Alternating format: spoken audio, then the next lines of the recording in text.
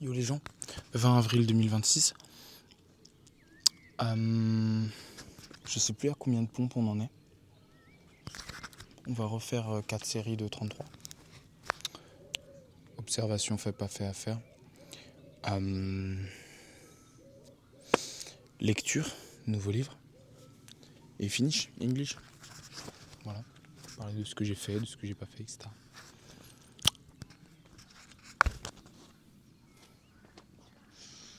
Faire dans le sens normal. Oh putain, ça bouge. 33, 32, 31, 30, 28, 27, 26, 23, 21.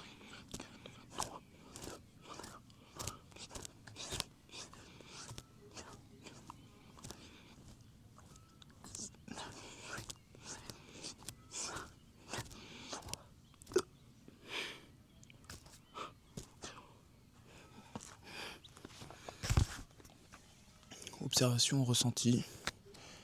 Déjà, ressenti physique. Je me sens bien. La journée a bien démarré, je me suis levé confortablement, j'ai mangé comme il fallait.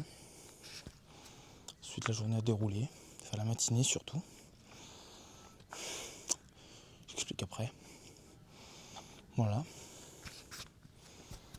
Observation, bon, c'est un défaut mais qui a marché. J'ai découvert un nouveau webtoon, The Executioner, avec une pépé rouge. Incroyable.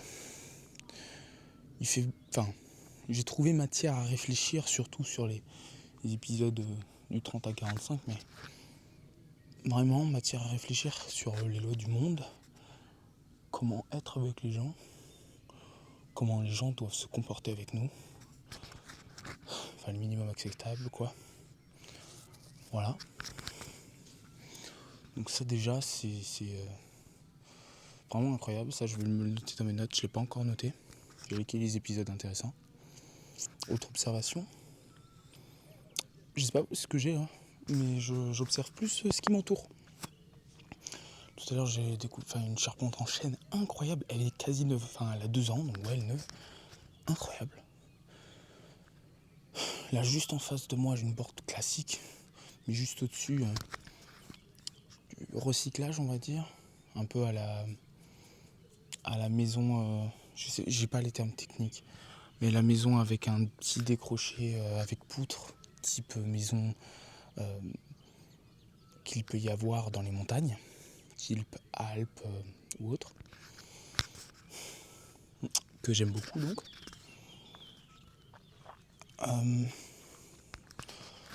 Voilà, une maison en pierre là par exemple, petit côté rouge, c'est pas mal mais j'aime pas trop. Mais ça va bien avec le panneau de route. Enfin bref voilà, beaucoup d'observations. Autre observation, ça là-haut par exemple, je sais pas qu'est-ce que c'est. Peut-être des gargouilles quoi, pour poser des gargouilles dessus, bon, je sais pas. Bref, vraiment attentif à l'espace autour de moi. Ça fait du bien, ça me fait une sorte de méditation, en fait c'est ma méditation. Observer une fourmi qui creuse, c'est... ouais. Observer le monde qui entoure, c'est vraiment ma méditation à moi. Que j'en tire des leçons ou non, d'ailleurs. Mais les leçons ne sont que facultatives. Le but premier, c'est vraiment, tout comme l'acte des 120 secondes, ou donc dans le livre de Fabien Olicard, là, en utilisant ses 5 sens, 5 choses, repérer 5 choses intentionnellement à la vue, 4 choses à l'ouïe, 3 choses au toucher, 2 choses à l'odorat, et 1 chose au goût. Donc ça déjà, ça apporte beaucoup. Ensuite, soit du coup je faisais déjà, mais là ça m'a aidé à le conscientiser. Conscientiser que là d'ailleurs c'est pas droit, ça peut s'écrouler à tout moment. Bref. Mais que je veux vraiment partir sur blanc et rouge pendant les autres. Enfin bref, C'est ma méditation. Déjà, c'est une première conscientisation. Donc désormais, dès que je sais que j'ai un trop plein d'énergie ou autre, je sais que je sors, je vais me balader et je vais me concentrer sur observer les choses qui m'entourent et porter mon attention dessus. Sans intention, sans rien. Le vide. Mais je porte mon attention dessus comme pour regarder la trotteuse des secondes sur une horloge analogique. Donc pendant 2 minutes, afin de retrouver son attention, là ça fait la même chose.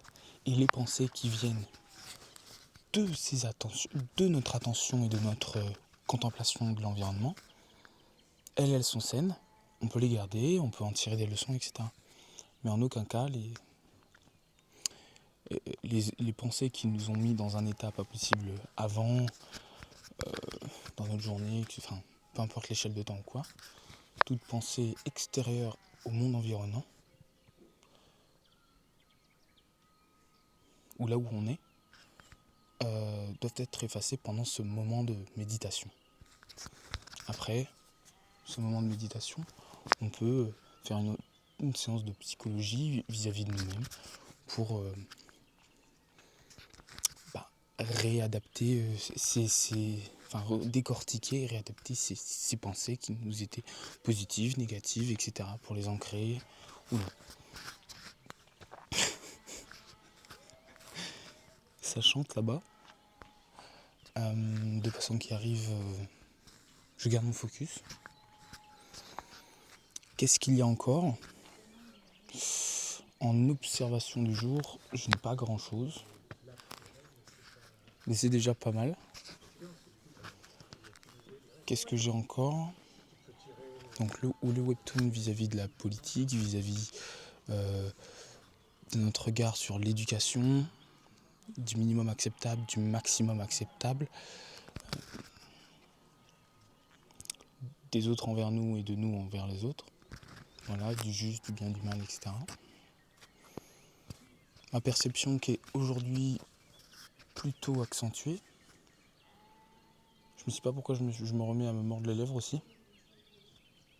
Mais fort, je sais pas, j'ai cette petite tendance sado-maso où j'aime bien me faire du mal, retirer le micro, de voir les cicatrices, essayer de me faire signer juste pour goûter le goût du sang que je trouve super bon. Ça, c'est des choses que je ne comprends pas. Là, juste par exemple, écouter les bruits environnement, des chèvres, des oiseaux, plusieurs types d'oiseaux d'ailleurs. Là, il y a un type, plutôt un essaim, je sais pas si ça se dit un essaim d'oiseaux, un groupement d'oiseaux. Et là-bas, plutôt des oiseaux solitaires. Ouais. Je vais avancer. On va refaire 33 pompes supplémentaires puisque je n'ai pas d'autres observations et au pire, elles viendront au fur et à mesure.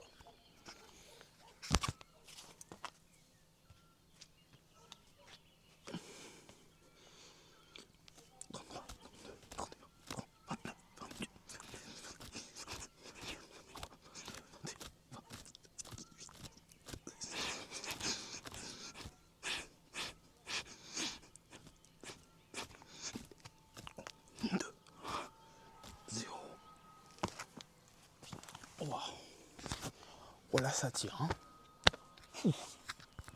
Fait pas fait à faire. Oh là là, que de choses à dire. Bon là, je vais tout mélanger. Tout mélanger des faits pas fait à faire. Pourquoi ? Parce que il y a pas mal de choses. Et pour remettre de l'ordre dans mes idées, je vais juste faire un récapitulatif de la journée, de faire ce qui vient en arrivant. Donc fait déjà, je me lève sans encombre. Mon mental, même si je me suis levé beaucoup de temps avant là, vers 4 heures. Je sais pas pourquoi d'ailleurs. Et un bon réveil. Hein. J'étais en forme. Je me suis recouché instantanément. Un peu cette phase-là. J'ai oublié le terme exact. C'est comme pour l'hypnose, cette phase hypnagogique. Voilà, l'hypnagogie. Donc j'étais un peu vraiment dans cette phase hypnagogique, je pense du moins. Mais lucide. Parce que je revois et je ressens. Bref. Aussi, qu'y a-t-il Grosse observation, parenthèse, mais l'empathie. Je viens de m'apercevoir de ce que c'est l'empathie. Même si, je m'en suis déjà aperçu, mais j'avais jamais fait le recul dessus. Je vais le décrire dans une situation très simple. Quand on regarde un film, un dessin animé, quelque chose, et que l'on se projette dans la vision de la personne, même un fait divers ou autre, et qu'on se dit ouais, ça on pourrait le faire, ça je pourrais pas le faire, etc. Souvent, on se surestime ou sous-estime en fonction de la situation et jamais en fonction du ressenti que l'on pourrait avoir. Exemple très simple, du moment où je l'ai ressenti là, Business ou Talent. Donc de Yann Darwin et ses 4 autres collaborateurs là, ou plus. Quand les gens entrent dans la pièce, le stress, le trac, ça, moi par exemple, j'avais la prétention de, quand on rentre dans la pièce, de dire oui, ça va, je suis à l'aise à l'oral généralement, donc ça va. Franchement, je vais pas bégayer, etc. Parce qu'il y avait des candidats qui bégayaient, d'autres qui s'en sortaient très bien. Il y avait un petit peu de tout. Et je m'en suis rendu compte à ce moment-là que je me suis rappelé, moi, mes oraux. Ou d'autres débats où je débattais avec des personnalités fortes. Personnalités fortes, j'entends par là, non pas personnalité forte en termes de personnalité, en termes de buffle, d'avancement, etc. Ou personnalité au bout du genou, mais plutôt personnalité forte en termes de légitimité dans le domaine dans lequel je débattais, discutais. C'est-à-dire que sur un sujet sérieux, quand je prie une personne et que je l'ai estimée supérieure à moi et que je vais donc ainsi l'admirer, la respecter et tout Bataclan, supérieurement, avec un seuil supérieur par rapport à d'autres personnes, et bien là le trac il arrive. Et à ce moment-là, je bégaye, il y a une montée d'adrénaline justement, et on perd un peu ses moyens, etc. Ou plutôt on perd sa structuration de pensée qu'on a post-événement. Quand on dit, tu sais, cette sensation de j'aurais pu dire ça, j'aurais dû dire ça, j'aurais dû le faire comme ça, j'aurais dû le dire comme ça, et qu'au final on oublie si on ne le note pas. Un peu comme pour ma lettre à Julie, où je l'ai déjà toute écrite, et au moment de l'écrire, j'ai oublié tout ce que je voulais dire. Voilà. Eh bien, quand on regarde cette émission, quand je regarde une émission, donc là, Business ou Talent, et que je m'y projette dans l'émission, mais avec les émotions que j'ai derrière l'écran. Les ressentis que j'ai derrière l'écran. Donc sans le shoot d'adrénaline, sans l'estimation, parce qu'il va y avoir une personne en face de soi que tu estimes et une personne que tu estimes mais derrière un écran, ce n'est pas le même ressenti. Tu es bien plus calme, posé et lucide derrière un écran qu'en face à face. Et enfin, oui voilà. Enfin moi c'est mon cas, parce que c'est vrai que je me compare là aux haters, et eux c'est plutôt l'inverse. Ils se laissent aller les émotions derrière leur écran, et à l'inverse, en face, ils se contrôlent. Ce qui est moins l'inverse. En face, je me contrôle beaucoup moins lucide, beaucoup plus la tête dans le guidon, comme on dit. Et quand, donc, je reviens à l'exemple, quand j'ai essayé de m'y projeter, mais avec les sentiments que je vais réellement ressentir, le shoot d'adrénaline, j'en ai pris un que j'avais ressenti lors d'une conférence ou autre, lorsque j'ai pris la première fois le micro dans un séminaire de 3000 personnes, je crois, 4, 5, attends, non, la capacité de la salle c'était 5000, donc 3000 personnes, parenthèse dans la parenthèse, l'essentiel, en fait, là, 5000 personnes, à part me faire un ego boost, il n'y en a rien. Surtout que l'autre salle n'était pas remplie, donc on était plus autour de 3000, 4000, bref. Encore une fois, l'essentiel, de parler. Ah, on arrête, stop. Les blancs, c'est bien aussi. Joli ça se fait. Fermeture de la parenthèse, on revient au sujet. Donc, quand j'ai associé ces ressentis d'adrénaline, ces émotions, ce manque de lucidité, cette tête dans le guidon, donc dans ma projection à travers l'écran, donc sur place, Et bien là, je me suis rendu compte que l'exercice c'est beaucoup moins facile que quand je transposais mon ressenti derrière l'écran sur place. Et c'est là que je me suis vraiment rendu compte et que j'ai eu l'élan de lucidité de me dire ah oui, effectivement, déjà l'empathie c'est ça. Et que ça me permet aussi de voir que si je n'avais pas vécu, ressenti ce sentiment, ces émotions autres, si je n'avais pas eu un bagage pour le transposer, donc après avoir vécu une situation similaire, etc., je n'en aurais pas été capable. Donc l'empathie, elle se construit via l'expérience. Voilà, l'expérience, même s'il y a plus de probabilité que tu en aies plus, donc ressenti plus de choses à travers l'âge. Si tu as il est très probable aussi, enfin encore une fois c'est une question de probabilité et de jauge, mais c'est pas parce que tu as 40 ans qu'un bouc de 20 ans il n'aura pas vécu la même dose d'émotion, moins ou plus. Même si celui de 20 ans, vu qu'il a 20 années de moins, a une probabilité beaucoup plus élevée d'avoir vécu moins de choses que celui de 40 ans. Voilà. Et pourtant, la preuve. J'avais un truc sur le côté que je voulais parler, c'était lié à Jean-Marc Jancovici, oui, observation. Pourquoi je dis ça? Parce que ce matin, donc, je reviens, je ferme la parenthèse, Jancovici, j'en parle au moment où elle arrive. Donc le matin, j'arrive, je prends mon petit déjeuner, hop, je pars dans la voiture, je rejoins Seb, je vais sur place donc avec le client, on finit de discuter, etc. J'ai bien noué avec le client, c'est vraiment difficile de maintenir la distance avec le client. C'est vrai que c'est agréable d'être proche, etc. D'ailleurs, cette fois, je vais détailler, ce n'est pas une parenthèse, mais un 2 points à la ligne. J'ai parlé avec Seb de la relation au client. C'est vrai que moi, je suis vraiment à l'aise à parler d'argent. Mais en fait, on est à l'aise à parler de l'argent à partir du moment où on en a. Si c'est pas une difficulté, c'est difficile. Mais, enfin voilà, l'argent est un stress quand on n'en a pas. Et ça, faut le maintenir. Et ça, c'est très fort en métropole. Ce sentiment de... En fait, c'est vraiment de la fierté et de l'ego. C'est-à-dire que les gens ressentent du stress quand ils n'ont pas d'argent. Non pas parce qu'ils ont des factures à payer ou quoi, mais parce qu'ils se dévalorisent eux-mêmes vis-à-vis d'autrui qui a un peu plus d'argent ou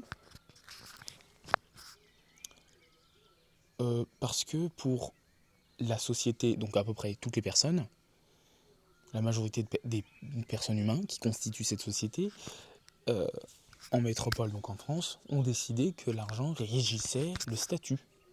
Et que donc, un homme qui n'a pas d'argent était moins bien.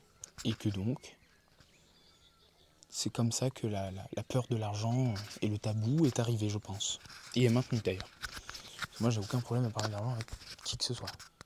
Même si c'est vrai que j'ai quand même déjà ressenti ce truc de ah bah mince, j'ai pas beaucoup d'argent, je dois faire attention, bah ça me fait mal. Ça me fait mal et j'ai honte. Et je pense que vu que la société, que je suis quand même un très bon français en termes de culture et de compréhension, parce que même si j'ai une culture autre aussi, mes gènes sont métropolitains. Et donc je ressens à peu près ce que tous bons hommes ont compris, et bonnes femmes aussi d'ailleurs. Pour ce qui est de la culture du patrimoine français. On peut parler de génétique, on s'en fout. Je ne sais plus qu'est-ce que je voulais signifier.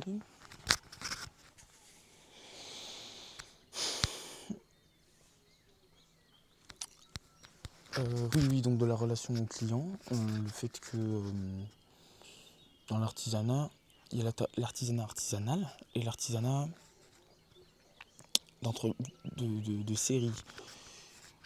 Et l'artisanat de série, c'est donc plutôt celle, bonsoir, qui va aux gens... Merde, ça y est, je me suis perdu. qui va aller au client, tac, on fait ça, et c'est tout. Alors que le vrai artisanat, un peu comme Zeb, c'est là que je viens de le comprendre. On parle, on fait la terrasse, etc. Le petit café, on va boire un coup post-travaux, post-travail. Oui, ça c'est vrai que c'est sympa, se créer une base de clients et avoir le faire ressentir que les gens sont spéciaux, etc. Bon, technique de commercial finalement. Et faire en sorte que les personnes disent tiens, j'ai mon menuisier. Ce n'est pas je connais quelqu'un qui, c'est mon menuisier. Ça, je paraphrase, mais c'est vrai que ça m'a touché fortement. D'une part dans la technique commerciale, d'autre part dans la technique humaine. Et oui, c'est vrai que faire du lien avec les gens, etc. C'est pas si mal de faire du vous ou du tu, finalement. Parce que les clients, j'aurais pu les tutoyer assez facilement. Faut vraiment parce que je me suis quand même très restreint. Pour pas partir en roue libre. Ça, faut vraiment que j'arrive à faire un travail sur moi, sur ça. Parce que être soi-même, par moi, c'est peut-être trop pour les gens. Où tu dis, oulala, il est instable celui-ci. Ce qui peut être une qualité vis-à-vis de d'autres. Encore une fois, il faut que je m'adapte à tout le monde. Bon, du coup, j'ai donné le mail au client parce que je viens de comprendre pourquoi est-ce que leur chien est correctement éduqué et vraiment incroyable.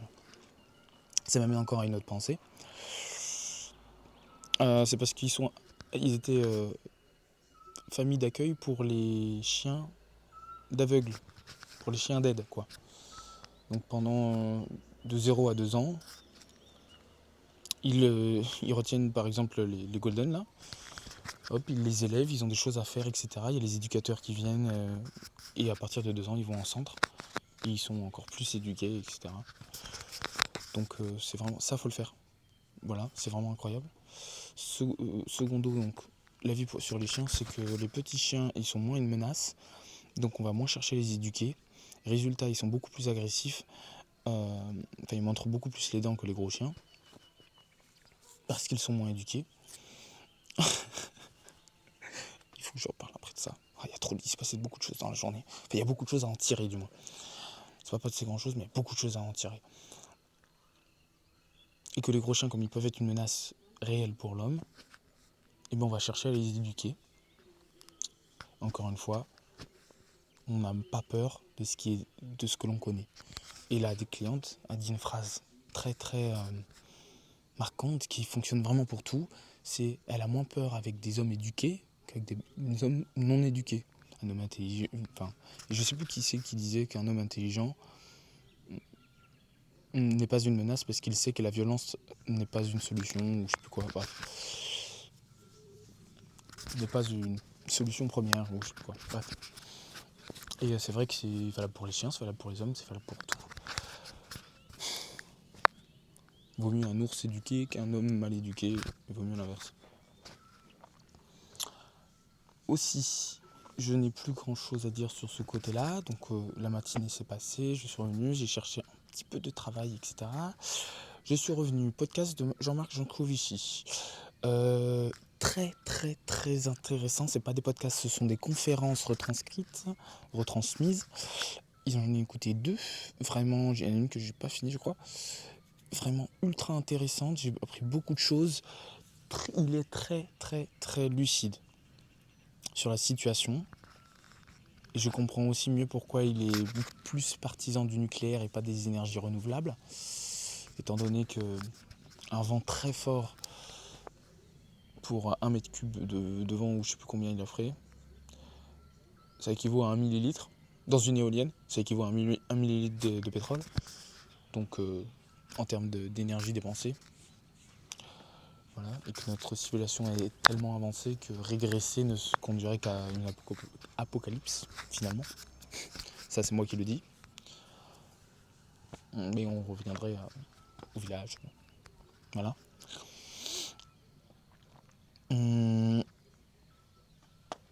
Ensuite, je n'ai pas grand-chose à dire de plus.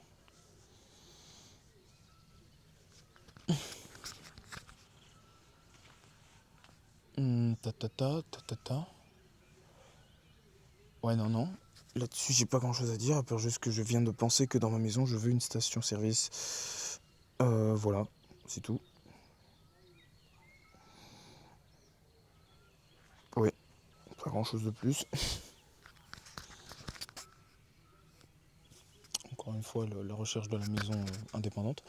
Je fais toucher mes cheveux, j'en peux plus.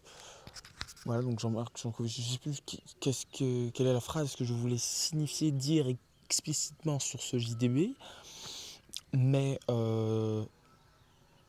bon, ça se fait. Bon, ensuite est venue la maison, je me suis dit, ok, il faut que je trouve un travail très très rapidement, donc j'ai dit cet après-midi, je trouve un travail, j'étais très motivé, je suis allé aux toilettes, j'ai pris mon téléphone, j'ai lu un webtoon, certes très intéressant, très ludique, j'ai tiré beaucoup de choses, mais je n'ai pas tenu mon objectif de l'après-midi, même si je l'ai fixé au cours de ma journée. Et donc je suis très... ça c'est dans pas fait. Je suis très frustré de ne pas l'avoir fait, surtout que j'avais vraiment du temps. D'aller démarcher, juste d'appeler à l'appel. Voilà. Il faut vraiment juste un contrat de 5 jours. C'est un frein comme ridiculement casse les couilles de la France. Bref. Lumière défectueuse. Il n'y a pas grand chose à dire de plus. Si ce n'est que du coup, oui, ça je suis très frustré d'avoir perdu énormément de temps là-dessus. En revanche, dans la voiture, j'ai fait mon anglais. Parce que j'ai discuté avec le mode vocal donc de ChatGPT Pro plus. Et effectivement, déjà ils ont beaucoup avancé. Ensuite, très intéressant, ça marche beaucoup mieux. Il est beaucoup plus compréhensif et je pourrais le mettre quasiment au même niveau que l'écrit. Voilà, que le prompt manuel. Là, le prompt oral est quasiment au même niveau. Quasiment, hein. Je le répète beaucoup. Et donc j'ai fait ma série d'anglais avant même le JDB. Franchement, j'étais content. Ça, c'est un petit fait. Là, je ressens actuellement une petite excitation, un petit plaisir. Très, très agréable. Aussi l'excitation du fait que je vais commencer mon nouveau livre en anglais. Fluent Forever. Revised Edition. How to Learn Any Language Fast and Never Forget It. Gabriel Weiner. National Bestseller. Ensuite, je vais lire derrière. Il va faire nuit, donc j'ai beaucoup parlé, déjà 27 minutes. Qu'est-ce que je voudrais signifier de plus ? Vraiment, je voudrais décortiquer tout et n'importe quoi, mais ce n'est pas le moment. Si demain je fais la promesse, je trouve un job. J'en ai rien à foutre, soit je vais beaucoup démarcher durant la matinée, si ça ne marche pas, je vais à Albi, sur place, je m'habille bien, je démarche tous les restos et n'importe quoi. Et j'ai pas envie d'aller dans une agence d'intérim, etc. Je vais faire un peu comme avec Tim, mais en avance, finalement. Voilà. Et pourquoi il me met à l'envers ? Bon.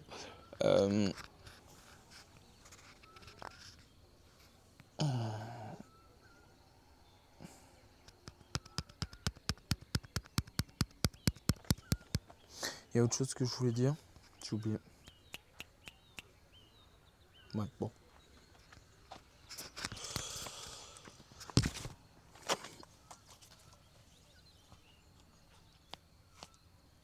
« 33, 32, 31, 32, 28, 10, 25, 24, 23, 22, 21, 19, 18, 17, 18,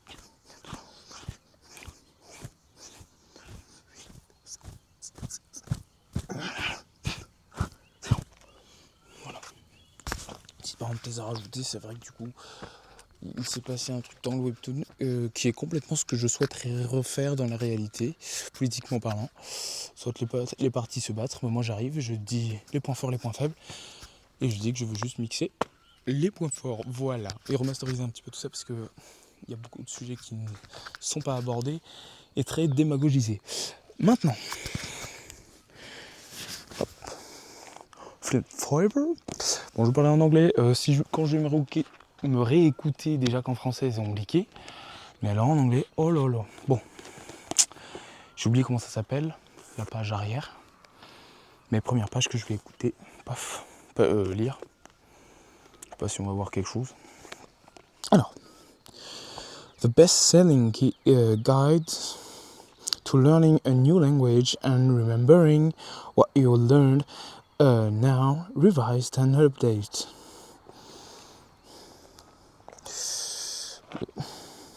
FNL. En fait, j'ai pris mon cahier, mais je vais pas avoir la traduction tout de suite.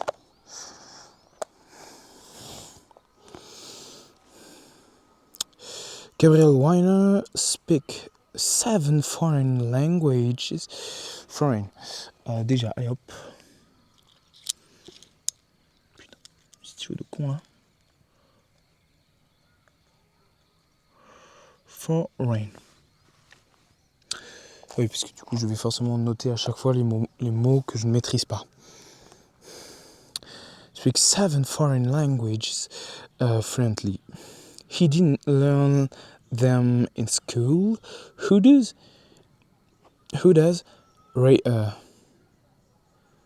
I don't know if it's a name or if it's something other. Rather, he mastered each one on his own, drawing on free online resources, short practice session, and his knowledge of neuroscience and linguistics. In Fluent Forever, Reiner shares a foolproof method for learning any language.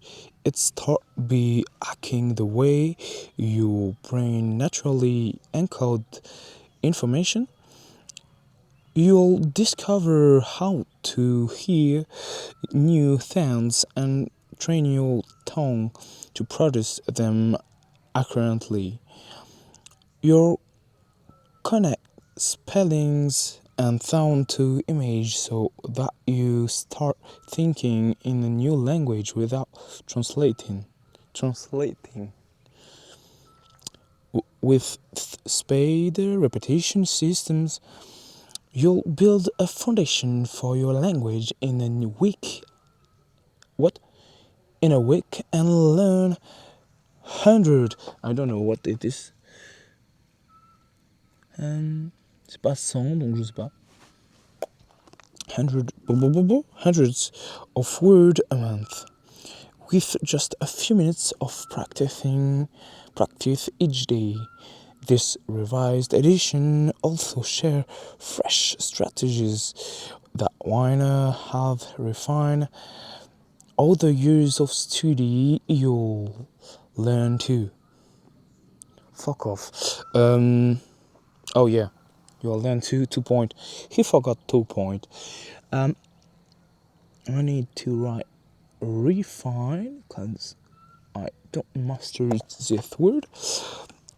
So you'll learn to use your intelligence to create vocabulary that you'll actually be excited to study. Fast-track fluency with a new appendix devoted to conversation strategies with native speakers.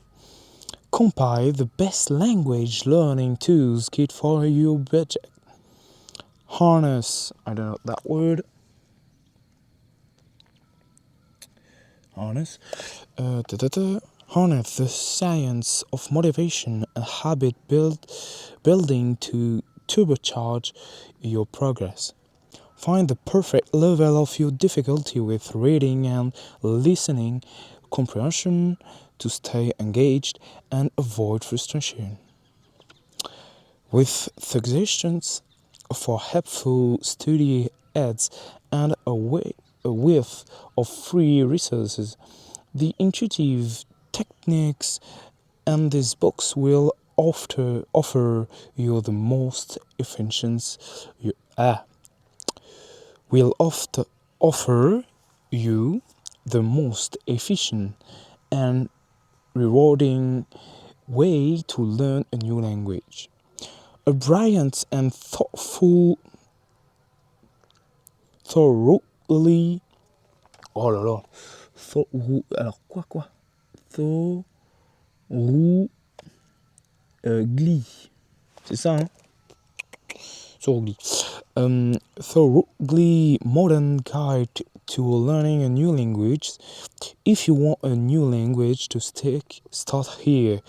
Gary Marcus, cognitive psychologist and New York Times bestselling author of Guitar Zero. Gabriel Weiner is a founder of Fluent Forever, a best-selling author and opera singer, and a polyglot. He can hold comfortable conversations in Spanish, German, French, Russian, Italian, Hongrois, Hungarian, and Japanese. Harmony, cover design, NG, cover art, graphic, poem, edit, style, author, photograph, S1 Rivera, and I can read more. Bon, il fait nuit, hein, vraiment, j'arrive pas à lire. Donc déjà, ces mots-là, je vais les mettre en... Je vais les traduire. Voilà, je vais faire 2-3 exercices après, je sais pas trop, non, peut-être pas aujourd'hui, j'ai la flemme. Voilà, je vais préparer pour demain, petite douche, etc. Et voilà. Je vais pas faire la 5e série, j'ai pas envie. Non, la 4e série, pardon. Donc je vais rester à 99 pompes et un squat sauté. Voilà, c'est bien. Attends, on va en faire 2 de plus. Voilà. Tac. Je sais pas pourquoi je prends mes affaires comme ça, moi. J'ai hâte de me réécouter et en même temps pas tant. Voilà. Bon. Peace and redstone.